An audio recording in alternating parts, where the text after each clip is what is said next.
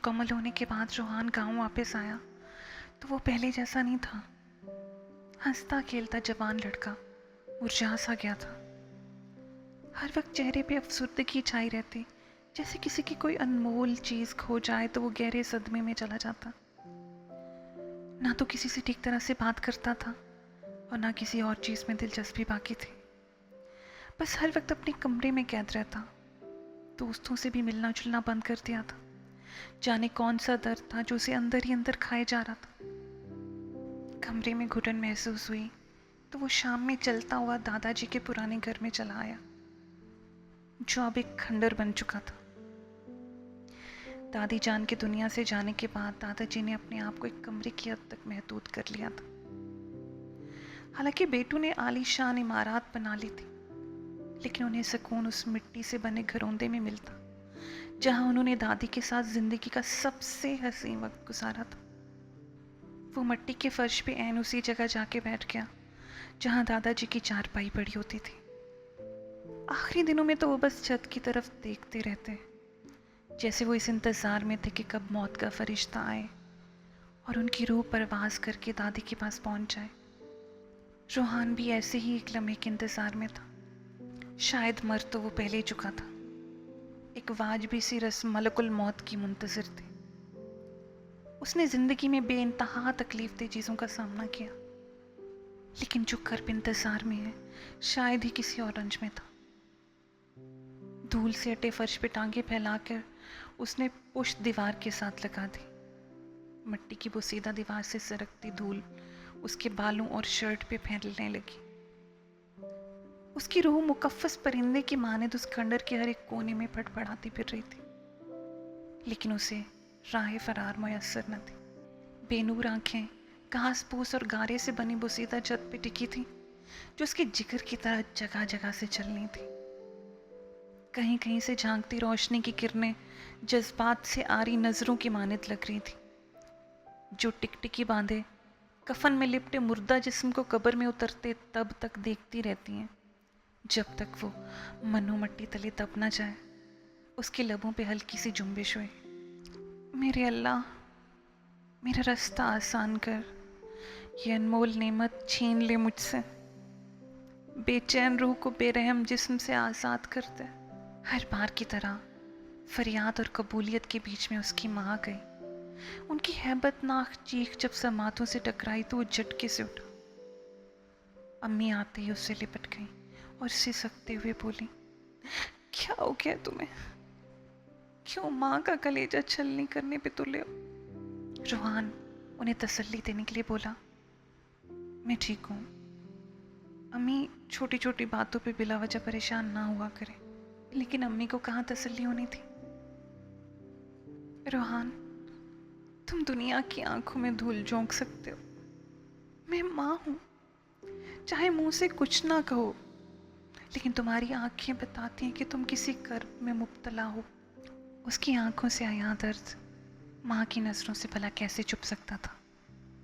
वो नज़रें चुराते हुए बोला, क्या परेशानी हो सकती है मुझे? सब कुछ ठीक है, आप बस बाहर चले, छत से मिट्टी गिर रही है। हाथ पकड़ के वो उन्हें बाहर ले आया। बाहर निकलते ही अम्मी रुक के बोली, तुम इस खंडर में आते क्यों हो? क्या सुकून मिलता है तुम्हें यहाँ?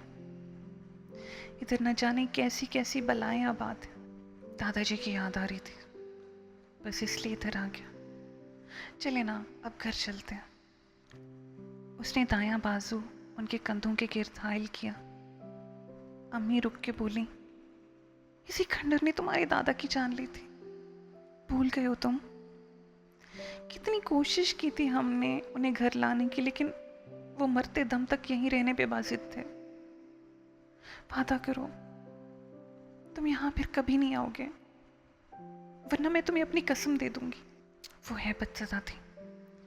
उन्हें तसल्ली देने के लिए वो बोला, ठीक है, नहीं आऊँगा। आप भी वादा करें ऐसी छोटी छोटी बातों पे परेशान नहीं होंगी। अम्मी ने गहरी सांस ली और बोली, तुम नहीं समझोगे। रूहान, एक माँ के दिल पे क्या गुजरती है जब औलाद अपनी परेशानियां छुपाने लगे। उनकी बात सुन के रोहन चिढ़ सा गया। अम्मी, मैं नहीं हूं परेशान, पता नहीं क्या हो गया आपको। उसे गुस्से में देख के वो लबों में कुछ बुड़बुड़ाई। वो दोनों घर के आंगन में दाखिल हुए ही थे, चच्ची के चिल्लाने की आवाज़ सुनाई दी।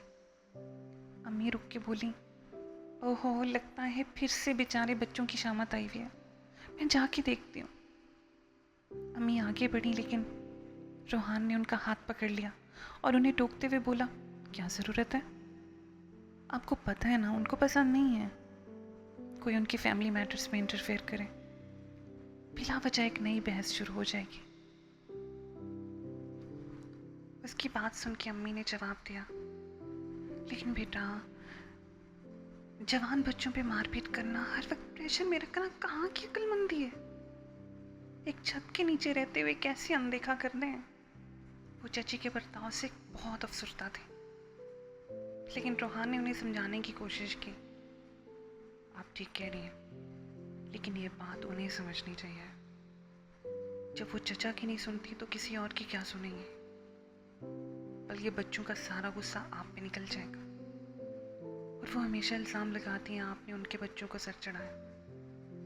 लेकिन बेटा, इससे पहले कि वो मज़ीद कुछ कहती, रोहान ने उनके मुंह पे हाथ रख दिया और बोला, कोई लेकिन वेकिन नहीं, आप चुपचाप अपने कमरे में चलें, मुझे भी फ्रेश होके दोस्त से मिलने जाना है।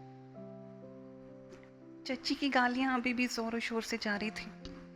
वो दोनों अपने पोर्शन में आ गए। बेडरूम में कदम रखते ही फिर से वही मायूसी दिलो दिमाग पे छाने लगी। शावर लेने का इरादा था, लेकिन यकदम ही सुस्ती ने घेर लिया। टांगे बेड की एक साइड पे लटकाए उसने तकिए पे सर रखा और अपने दिमाग को सुकून में लाने की नाकाम कोशिश करने लगा। लेकिन अंदर घुटन ही इतनी थी कि सांस लेना दुश्वार हो रहा था। कुछ ही लम्हे गुजरे थे, खिड़की के बाहर से किसी की सिसकियों की आवाज़ सुनाई दी। वो चौंक के उठ बैठा। उसके कमरे की विंडो चची के लॉन्ड्री एरिया में खुलती थी, जो कि उनके पोर्शन का पिछला हिस्सा था। क्योंकि वो एरिया काफ़ी बड़ा और खुला था, रोहान ने चची से इजाज़त लेके अपने कमरे की खिड़की के साथ एक छोटा सा बागीचा बना लिया था। मुख्तलिफ अक़साम के पौधे छोटे बड़े गमलों में लगे थे, जिनके बीचों बीच 2 कुर्सियाँ रखी थी। शहर से आने के बाद उसकी शामें यहीं कटती। वो खिड़की के पास आया, हल्का सा पर्दा सरकाया और उसकी नज़र अबिया पे पड़ी। घुटनों पे माथा टिकाए वो जिस तरह से सिसक रही थी, उसके इस अंदाज ने रोहान को माजी के कैसे तारीख लम्हे में धकेल दिया, जिससे वो हमेशा भागता था। ये यूनिवर्सिटी के इब्तदाई महीनों की बात है। रोहान को हॉस्टल का माहौल रास नहीं आया तो उसके दोस्त आमिर ने अपने बाबा से बात करके उसे अपने आबाई मकान में रिहाइश दिला दी, जो कि कई सालों से बंद पड़ा था। वो सितंबर का हब्स भरा महीना था। आधी रात को लाइट चली जाती और उसका जिस्म जब पसीने से पूरी तरह भीग जाता तो वो छत पे पड़ी टूटी चारपाई पे जाके लेट जाता और यूं ही नीम मदहोशी में उसकी रातें कटती। वो रात भी कुछ ऐसी ही कटी थी। सुबह की किरणें फूटने को थीं। उसकी आंख किसी की सिसकियों की आवाज़ पे खुली। वो हड़बड़ा के उठ बैठा और इधर उधर देखने लगा। जब कुछ नजर नहीं आया तो जिसमें से झुरझुरी सी गुजरी। उसे आमिर के सुनाए हुए वो किस्से याद आने लगे कि इस घर में भूतों के बसेरे से लेकर एक खातून की खुदकशी की अलग अलग कहानियां वो कई महीनों से सुनता आ रहा था। आमिर के खानदान में मशहूर था कि उस खातून की रूह अब भी उसी छत पे भटक रही है। आमिर की सारी बातें जो अब तक वो दकियानूसी कहानियां समझ रहा था, एकदम से हकीकत लगने लगी। गला खुश्क और जिस्म पसीने से शराबूर था। उसने आओ देखा ना ताओ चारपाई से छलांग लगाकर सीधा सीढ़ियों की तरफ लपका। नीचे आते ही एक ही सांस में ठंडे पानी की बोतल गटक गया। जब धड़कनें बहाल हुई तो उसने आमिर को कॉल करने का इरादा किया। फिर ख्याल आया, फोन तो छत पे रह गया। शिट, अब क्या करूं? उसने सर पकड़ लिया। ऊपर जाने के अलावा कोई रास्ता ना था। जिंदगी में पहली बार उसे इस बात का एहसास हुआ कि फ़ोन कितनी ज़रूरी चीज़ है, जिसके लिए इंसान जान दांव पे लगाने के लिए तैयार हो जाता। सबसे पहले तो वो 4 कुल और जितने कलमा याद थे पढ़कर अपने ऊपर दम किया। फिर आयतुल कुर्सी का विर्द करते हुए सीढ़ियाँ चढ़ने लगा। वो ऐसे फूंक फूंक के कदम रख रहा था जैसे भूत को आहट सुनाई दी तो फौरन उसकी तरफ लपकेगा। आखिरी 3 सीढ़ियों पे पहुंचते ही हिम्मत जवाब दे गई। वो दिल ही दिल में दुआ कर रहा था, या अल्लाह कुछ ऐसा कर, मोबाइल खुद ब खुद ही चल के मेरे पास आ जाए, मुझे ऊपर ना जाना पड़े। लेकिन दुआएं पूरी होने में वक्त लगता है, जो उसके पास बिल्कुल नहीं था। चारों नाचार उसने कदम बढ़ाए, बिल आखिर सीढ़ियों से छत पे आ गया। चंद कदम पे चारपाई थी, लेकिन उस पे मोबाइल फ़ोन नज़र नहीं आ रहा था। उसकी परेशानी बढ़ गई। दिलो दिमाग पे इस दर्जा खौफदारी था कि दुनिया की सबसे बेवकूफ़ाना सोच उसके दिमाग में आई, कहीं भूतों ने तो मोबाइल। अभी ये सोच दिमाग में आई थी, चारपाई के नीचे पड़े मोबाइल पे नज़र पड़ गई। वो लगभग दौड़ते हुए मोबाइल फ़ोन पर झपटा। मोबाइल छूते ही भूत से कहीं ज़्यादा बड़े खौफ ने उसे घेर लिया। नीचे गिरने की वजह से कहीं मोबाइल की स्क्रीन ना टूट गई हो, लेकिन शुक्र है स्क्रीन बच गई। अब उसे भूत से बचना था। अभी सीढ़ियों की तरफ कदम बढ़ाया ही था, एक बार फिर से सिसकियां सुनाई देने लगी। बिजली सी एक सर्द लहर उसके बदन में से गुजरी और वो वहीं साकित हो गया। सांस तो जैसे रुक ही गई थी। पीछे देखने की हिम्मत नहीं थी। चंद लम्हों बाद उसे एहसास हुआ कि आवाज़ तो साथ वाली छत से आ रही है। उसने एक गहरी सांस ली। वो शशुपंच में मुब्तला था। हर गुजरते सेकंड के साथ ये एहसास कवी होता जा रहा था कि जिसे वो भूत समझ रहा है, शायद वो एक जीता जागता इंसान है। पहले तो उसे अपनी बेवकूफ़ी पे बेनतहा हंसी आई। उसने नीचे जाने का इरादा किया, लेकिन दिल में आया कि एक बार झांक के देख लूं कौन रो रहा है। उस वक्त उसके अंदर हमदर्दी से ज़्यादा तजस्सुस था। फिर ख्याल आया कि किसी ने उसे झांकते देख लिया तो बहुत मसला हो जाएगा। आमिर के वालिद ने सिर्फ इस शर्त पे उसे यहाँ रहने की इजाज़त दी कि उसकी वजह से किसी मोहल्लेदार को कोई शिकायत नहीं होनी चाहिए।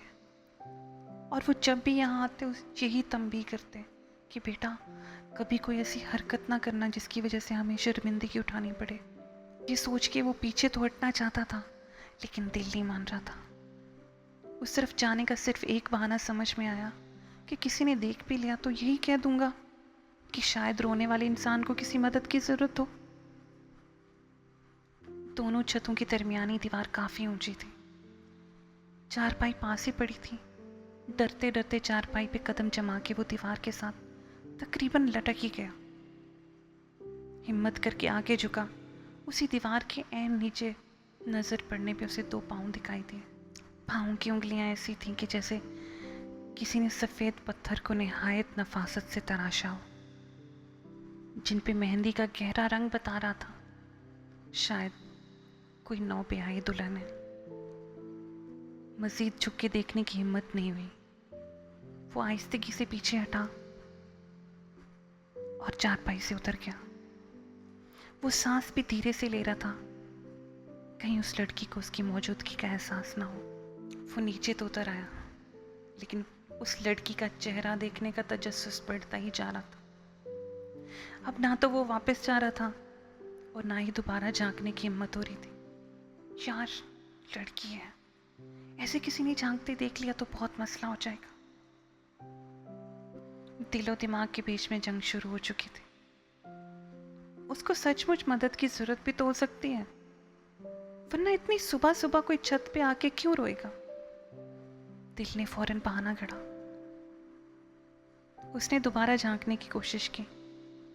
इस बार मजीद आंखें झुका। उस लड़की की ठोड़ी घुटनों पे थी। घनी सियाह जुल्फें दोनों शानों पे बिखरी थी और उसकी सिसकियां अब भी नहीं थमी थी। रूहान के अंदर हमदर्दी के जज्बात उमड़ना शुरू हुए। बेचारी क्यों रो रही है। उससे मुखातिब होने का दिल तो चाह रहा था, लेकिन वो ऐसा कर नहीं सकता था। सूरज की किरणें हर तरफ फैल चुकी थी। वो जितनी ऊंचाई पे खड़ा था, इस बात का डर था कि आसपास की छतों से कोई देख। बस एक आखिरी बार झुक के उसने दोबारा देखने की कोशिश की।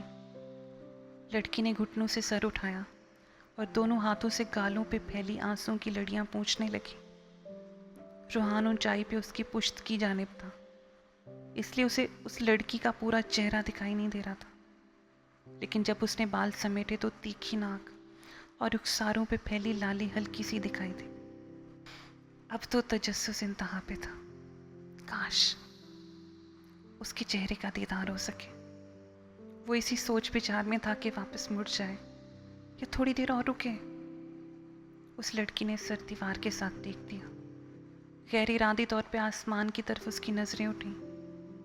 उसकी झील सी गहरी बड़ी बड़ी आंखें जिनमें लाल डोरे नुमाया थे रोहान के चेहरे पे जम गई। वो उन हंसी आंखों की ताब ना ला सका। चारपाई से पांव फिसला और वह धड़ाम से नीचे आ गिरा। उसकी धड़कनें तेज थीं और सांस फूल रही थी।